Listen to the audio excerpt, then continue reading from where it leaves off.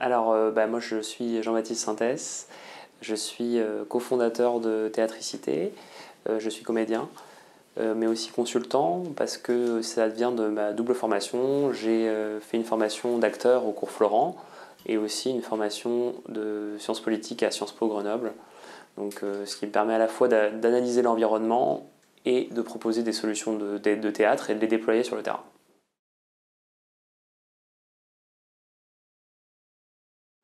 Théâtricité est basée à Lyon, mais intervient dans toute la France. Donc on est une troupe d'une dizaine de comédiens. Alors on intervient à une, deux, trois, quatre, cinq, six personnes, ça dépend de notre champ d'intervention.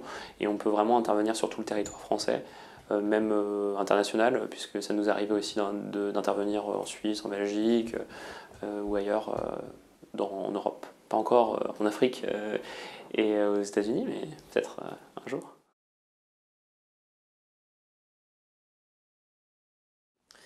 Alors bien sûr, donc il y a pas mal de liens entre théâtre et entreprise qui sont possibles, parce que en fait le théâtre, on s'intéresse à l'action, et donc en quoi on peut être acteur, et souvent les entreprises se demandent comment on peut impliquer les salariés sur tel ou tel sujet.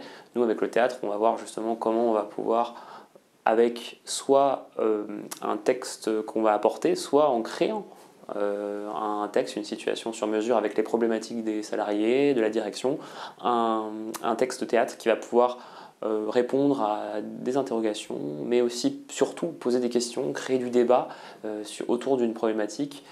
On fait appel à nous beaucoup pour sensibiliser sur des sujets tels que le harcèlement, les addictions, le handicap. C'est des sujets qui peuvent être assez délicats et assez lourds, et que souvent les directions des entreprises ont du mal à faire passer par des formations un peu théoriques qui peuvent paraître rébarbatives pour certaines personnes, et qui, avec le théâtre, permettent de les dynamiser. Donc on va venir jouer une scénette très dynamique sur le sujet, assez courte, 5-10 minutes, et ensuite ça va faire réagir l'audience, et ça va pouvoir aussi leur faire établir des ponts avec des situations qu'elles ont vécues, mais qui leur ressemblent, et donc libérer la parole aussi d'une certaine manière, et amorcer un début de réflexion, de solution sur le sujet. Alors bien sûr, donc chez Théâtricité, on s'intéresse aussi au public fragile. On travaille dans des zones aussi prioritaires de la ville, où on va concevoir des ateliers spécifiques de théâtre, où par exemple on va reprendre un grand classique du théâtre, par exemple Roméo et Juliette, Macbeth, Hamlet, et on va le recréer totalement avec les habitants. On va refaire une version de quartier en voyant comment, en fait, avec un texte classique, on peut parler de notre situation actuelle. Et donc là, on va partir de la trame globale de l'histoire et la recréer en faisant des références locales, en valorisant aussi le quartier, parce que comme on le met en scène, on le met sur le devant de la scène, et on voit plus son quartier de la même façon qu'on le voyait avant, parce que on commence à y prendre soin, à le travailler, à le mettre vraiment sur scène. Donc ça, c'est très intéressant. Et donc on déploie ces actions soit sur une longue durée, donc ça va être sur une année scolaire, sur un semestre, avec les centres sociaux, les bailleurs sociaux, les acteurs de la politique de la ville, avec lesquels on conçoit ces ateliers pour ces personnes. Alors ça va être soit des personnes fragiles qui vont être, par exemple, des personnes qui ont du mal à revenir sur le marché de l'emploi, ou alors des personnes qui sont très malades et qui du coup sont aussi dans des situations d'invalidité, voilà, qui les empêchent de vraiment refaire société, ou des personnes isolées qui ont du mal à sortir de chez elles.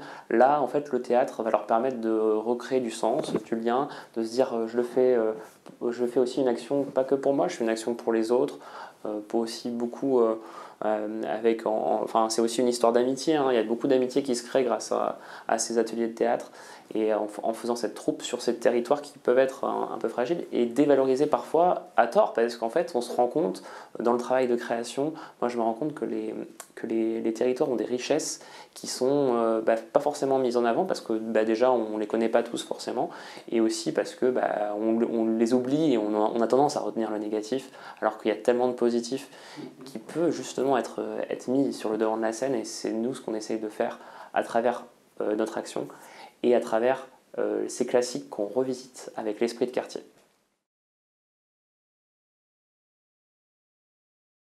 C'est vrai qu'en fait c'est pas évident parce que souvent les théâtres, les scènes nationales, c'est des institutions.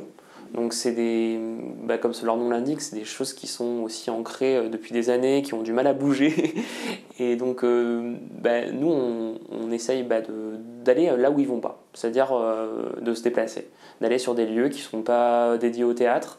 Et c'est pour ça qu'on privilégie des formes assez dépouillées, assez mobiles, qu'on va pouvoir déployer dans n'importe quel lieu. On se dit n'importe quel lieu peut faire théâtre, et finalement c'est même mieux parce que, enfin à notre sens, puisque par exemple aujourd'hui on a visité des usines, des entrepôts, et on voit que ces lieux-là en fait ils sont utilisés dans la sphère professionnelle, mais on peut aussi les envisager peut-être en les mettant en scène dans un autre aspect, en voyant qu'ils peuvent servir aussi de scène de théâtre, et là on les reconsidère autrement. Et là en fait on se dit ok, mon espace, depuis le début je l'ai vu d'un côté, et en fait je peux le voir de ce côté-là, je peux le voir de ce côté-là, et c'est ce qu'on essaye de faire avec le théâtre en se disant ça peut être aussi une scène pour repenser vos interactions d'aujourd'hui et de demain.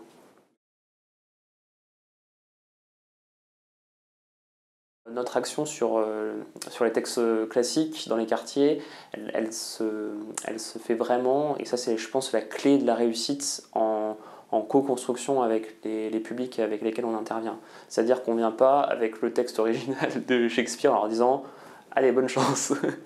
On vient à les accompagner, donc déjà nous on fait tout un travail de synthétisation de la pièce, de reformulation avec des mots qui parlent à tout le monde, mais en gardant quand même certaines phrases emblématiques, parce que c'est quand même une richesse aussi que nous on a envie de partager. Donc on fait déjà ce travail de médiation, on va essayer de simplifier la pièce, mais tout en gardant les grandes phrases emblématiques. Et après, on va dans un second temps faire un travail de réécriture de la pièce pour que ça soit vraiment leurs mots aux participants et aux habitants, avec leurs références locales, leurs expressions, leur vocabulaire. Tout ça en fait va faire que cette pièce va être la leur. Et, et en même temps celle de Shakespeare. Et c'est ça en fait qui est incroyable, c'est-à-dire que là, il y a 2 ans, on a monté Roméo et Juliette avec des habitants d'Amberieu-en-Bugey dans l'Ain. Et ce qui était incroyable, c'est qu'ils avaient et l'impression que c'était leur pièce et celle de Shakespeare. Et donc pour eux, ils comprennent la pièce en fait. Et on s'est rendu compte qu'on pouvait faire ça avec n'importe quelle pièce, et que finalement, même parfois, les challenges les plus difficiles, en fait, c'était les plus intéressants, parce que quand on creuse un peu, et surtout que nous, avec le théâtre, on approche la problématique par le jeu. Donc c'est quand même plus facile et moins fastidieux qu'une approche, on va dire, plus universitaire.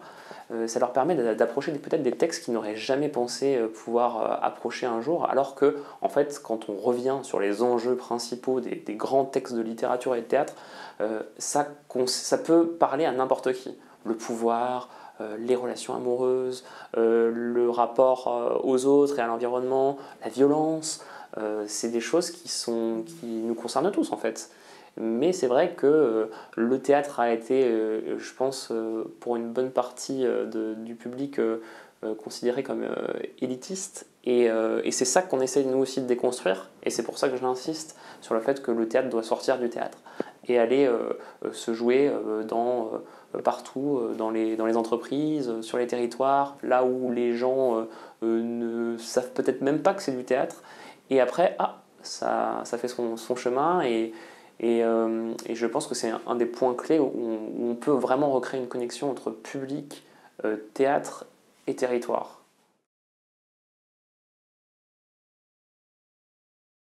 Il y a dans les zones rurales plus de 70% de personnes qui ne sont jamais allées voir une pièce de théâtre. Et je pense qu'une des utopies que j'ai, c'est que ce chiffre atteigne zéro, mais que ça ne soit pas considéré comme aller voir une pièce de théâtre, ce soit aller dans un théâtre. Le théâtre peut se passer partout, et souvent, dans les publics avec lesquels j'organise des ateliers, ils se croient pas capables de faire du théâtre. Ils se disent, ah bah non, c'est pas pour moi, c'est trop compliqué. Tout le monde peut faire du théâtre, et c'est ce qu'on défend chez Théâtricité, c'est que tout le monde peut faire du théâtre, et que en fait, c'est un potentiel qu'on a à réveiller en fait, chez chacun, mais il est là en fait. Et ce qui fait notre force, c'est notre différence. C'est pas parce qu'on a des difficultés à s'exprimer qu'on ne peut pas le faire. Ça peut aussi être une force, un accent, un bégaiement, des problèmes de diction. Ça peut aussi être une autre façon en fait, de dire le monde, et qui n'est pas forcément valorisée aujourd'hui parce que on a des modèles, on a des règles, on a besoin de se rassurer avec des choses uniques, alors que finalement le territoire est si divers que je pense que c'est important de mettre en valeur ces spécificités, et c'est ce qu'on essaie de faire dans notre initiative, c'est de valoriser ces spécificités par le théâtre.